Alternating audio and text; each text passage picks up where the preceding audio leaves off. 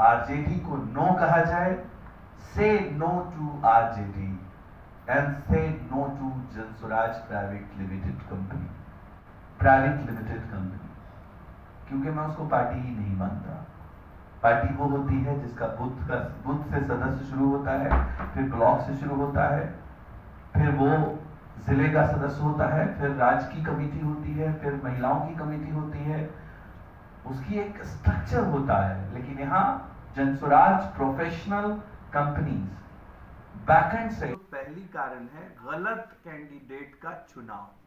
पहला कैंडिडेट तरारी से जब लाए तो उसका जो प्रमोशन एक्टिविटीज था वो दिखाने के लिए था कि देखो लेफ्टिनेंट जनरल एसके सिंह जैसा व्यक्ति हमारे जनसुराज का कैंडिडेट बन गया, तो उसको ब्रांड की तरह पेश करने की कोशिश की गई। अब बाद में पता चला कि उनको कैंडिडेट को वापस लेना पड़ रहा है, तो रणनीति भी गई, नाम भी गया, कैंडिडेट भी गया। इसीलिए ज्यादा बैलून फुला कर नहीं रखना चाहिए। झूठ का बैलून ज्यादा दिन नहीं फूटेगा, एक दिन वो तो नहीं चलेगा। तो एक कारण ये है। दूसरा कारण कि जो बेला से टिकट मिला रोड पे नहीं करेगा। क्यों? क्योंकि आप उसको एक ही मिनट में अंदर करवा दीजिएगा। इस डर से वो रोड पे तो नहीं आ रहा है, वो पी भी रहा है तो छुप छुपा के पी रहा है। इसलिए आपको ये बात समझनी होगी कि कुछ काम आपका है, कुछ काम सरकार का है। दारू के लोगों का आज इस प्रेस कॉन्फ्रेंस में स्वागत है। आज का जो प्रेस कॉन्फ्रेंस रखा गया था उसके 4 मकसद हैं, और उसमें पहला मकसद ये है कि जो 4 जगह बाई इलेक्शन के लिए ऐलान हुआ उसमें हम मुसलमानों से अपील कर पाए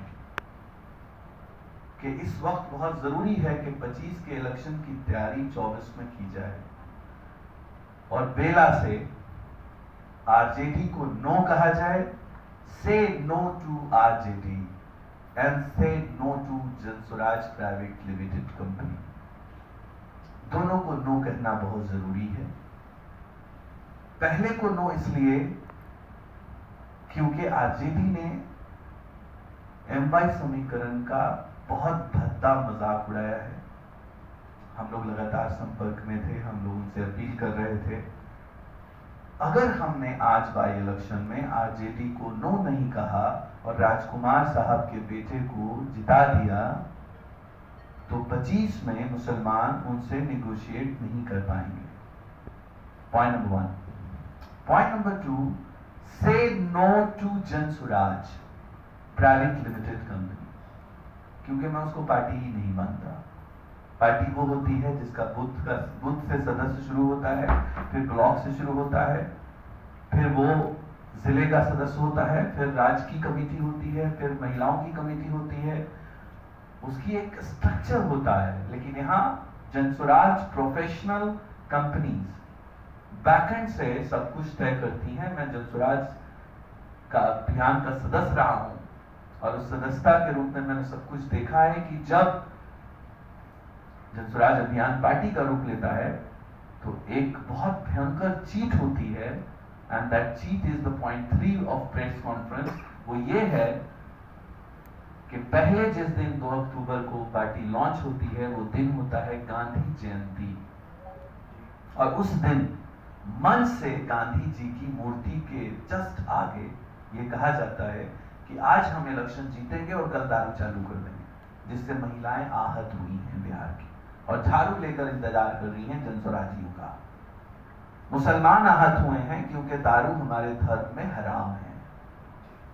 और बहुत बड़ी बात कि अभियान के किसी भी सदस्य से बिना पूछे एक नए दादाजी को जनसुराज ने अपना मुखिया बनाया, प्रदेश अध्यक्ष बनाया, और उसी को सीरीज में रखा उन्होंने।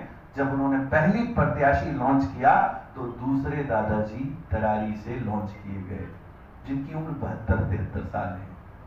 लेफ्टिनेंट जनरल एसके सिंह को उन्होंने जब प्रदेश अध्यक्ष बनाया, तो मैं सवाल आपसे पूछ रहा हूं कि जब वो 2013 में रिटायर किए तो 10 साल कहां थे सेवा? कभी तो नहीं आए गांव, और फिर उसके बाद उनको कैंडिडेट बना दिया गया।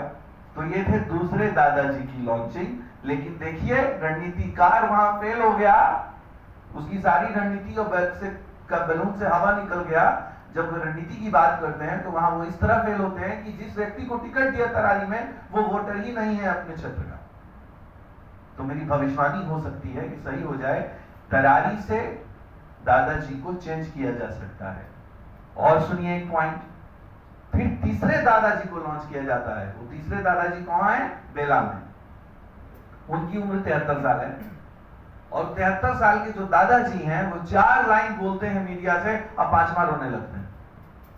विधायक बन के पदाधिकारियों को रुलाना पड़ता है काम लेने के लिए, उसको डांटना पड़ता है, टपटना पड़ता है। लेकिन हालत यह है कि जो दादाजी हमारे तीसरे हैं वो दादाजी बात बात में रो बैठते हैं, बात बात में रो बैठते हैं। और वो कई मेरे लोगों को, वहां जो मेरे कार्यकर्ता हैं, जो मेरे लोग हैं, उनसे कह रहे हैं कि हमको तो जबरदस्ती लड़ाया जा रहा है, हम तो टिकट वापस करने के लिए बेचैन। तो ऐसा भी हो सकता है। इस प्रेस कॉन्फ्रेंस को याद रखेगा एक जमाना, याद जो रणनीतिकार के खिलाफ मैं बयान दे रहा हूं। मेरा सूत्र कहता है कि बेला से भी कैंडिडेट चेंज हो सकता है, जो बहुत ही भद्दा मजाक होगा बिहार के साथ। इतने बड़े रणनीतिकार अपना टिकट बांटते हैं 4 ठो, जिसमें से 2 कैंडिडेट वापस लेना पड़ता है। तो कैसी रणनीति है? धरी की धरी रही आपकी सारी रणनीति। आप क्या बिहार चलाओगे? 243 सीट कैसे बांटोगे आप, जब 4 सीट में आपको 2 कैंडिडेट 50% को रिटर्न करना पड़ा? और आखिरी पॉइंट यह है कि मुसलमानों, एक बात को समझना होगा, ये प्रेस कॉन्फ्रेंस हम किसी भी धर्म के आधार पर नहीं कर रहे हैं, जबकि हम MY समीकरण के धोखे के आधार पर कर रहे हैं। कि MY समीकरण कहता है कि मुस्लिम यादव समीकरण इंटैक्ट है बिहार में, जो लालू जी के जमाने में बना था। लेकिन वही इंटैक्ट समीकरण में आप देखो, झारखंड की 8 सीटें आज ऐलान हुई हैं और 8 में एक भी मुसलमान नहीं। अगर आपने बेला के साथ इंसाफ नहीं किया, अगर आपने RJD को नो नहीं कहा, अगर आपने जनसुराज को नो नहीं कहा, तो आपकी वसात खतरे में है 25 में। इसलिए मैं आपके से अपील करता हूं कि AMIM के जामिन अली साहब को वहां वोट देकर भारी मतों से जिताइए। और इसका कारण भी बता रहा हूं आपको। इसका कारण यह है, क्यों जिताइए, उसका कारण साफ है। अगर आप उनको जिता देते हैं तो मिसाल बन जाएंगे, और अगर आप हार भी जाते हैं तो आपकी मिसाल होगी, आप निगोशिएशन के कंडीशन में रहेंगे। This is all about the press conferences. Thank you so much. Sir, आपसे जानना चाहेंगे कि आपने आज चुनाव से पहले ही परिणाम की भी बात की है जनसुराज के लिए कि 4 सीटों पे से जो उनकी करारी हार हुई। हाँ, तो क्या लगता है सर, क्या कारण मानते हैं, क्या वजह मानते हैं आप इसका? देखिए, इसके कई कारण हैं। एक तो उनके हार की जो पहली कारण है, गलत कैंडिडेट का चुनाव। पहला कैंडिडेट तरारी से जब लाए तो उसका जो प्रमोशन एक्टिविटीज था वो दिखाने के लिए था कि देखो, लेफ्टिनेंट जनरल SK सिंह जैसा व्यक्ति हमारे जनसुराज का कैंडिडेट बन गया, तो उसको ब्रांड की तरह पेश करने की कोशिश की गई। अब बाद में पता चला कि उनको कैंडिडेट को वापस लेना पड़ रहा है, तो रणनीति भी गई, नाम भी गया, कैंडिडेट भी गया। इसीलिए ज्यादा बैलून फुला कर नहीं रखना चाहिए। झूठ का बैलून ज्यादा दिन नहीं फूटेगा, एक दिन वो तो नहीं चलेगा। एक कारण यह है। दूसरा कारण कि जो बेला से टिकट मिला, जिस व्यक्ति को बेला से उन्होंने टिकट दिया, वो व्यक्ति खुद टिकट लेकर भागता चल रहा है कि हमको थोड़े दिए, हम तो भाई साहब रो रो के वो कह रहे हैं कि हमको कहां फंसा दिए, हम इस काम के लिए बने नहीं। तो जब आपका, जिसको आप कैंडिडेट दिए हैं, वो मीडिया के सामने 4 बात पे रो रहा है, आप मीडिया पे देख लीजिए जाके, तो वो कैसे निगोशिएट, ये नहीं दूसरा कैंडिडेट। और तीसरे और चौथे कैंडिडेट के बारे में जमानत भी नहीं बचा पाएंगे। हर जगह कैंडिडेट जनसुराजी नहीं है, हर जगह कैंडिडेट ताकतवर नहीं है, हर जगह कैंडिडेट को कोई जानता ही नहीं है, और वो कैंडिडेट एक्टिविस्ट भी नहीं रहा। एकदम से सामने कोई व्यक्ति को लाइएगा मोदी जी के स्टाइल में, तो उसके पहले पीछे काम हुआ रहना चाहिए। वो काम हुआ नहीं, मिनिस्टर छोड़ दीजिए, वो काम हुआ नहीं है। तो इसीलिए मैं आपसे कह रहा हूं कि काम होने के बाद कैडर जब बन जाता है, जमीन लेवल पे आपके बहुत मजबूत कार्यकर्ता रहते हैं, तब ये सब आप करते हैं तो चलेगा।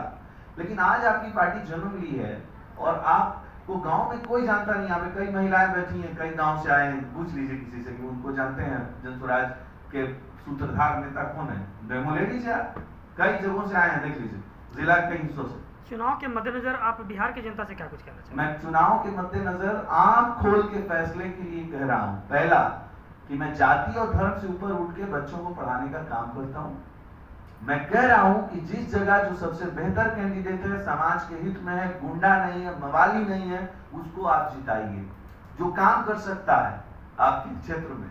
और मैं अपने सर्वे के हिसाब से 1 सीट की अपील कर रहा हूं। क्यों मैं तीनों की नहीं कर रहा हूं? क्योंकि मैंने तीनों का कैंडिडेट का सर्वे नहीं कराया है, क्योंकि मैं एक ही मदद से आपसे अपील कर रहा हूं। लेकिन 3 कैंडिडेट जो इन्होंने दिए हैं, उस पर 6000 लोगों से हमने एक सर्वे कराया है संकल्प प्रोग्राम के तहत, उसमें ये तीनों जगह है। व्यक्तिगत तौर पे आपसे जानना चाहेंगे कि क्या शराबबंदी जो है वो हटना चाहिए या नहीं हटना चाहिए? शराबबंदी कभी भी हमारे बिहार के लिए अच्छा है कि बंदी है।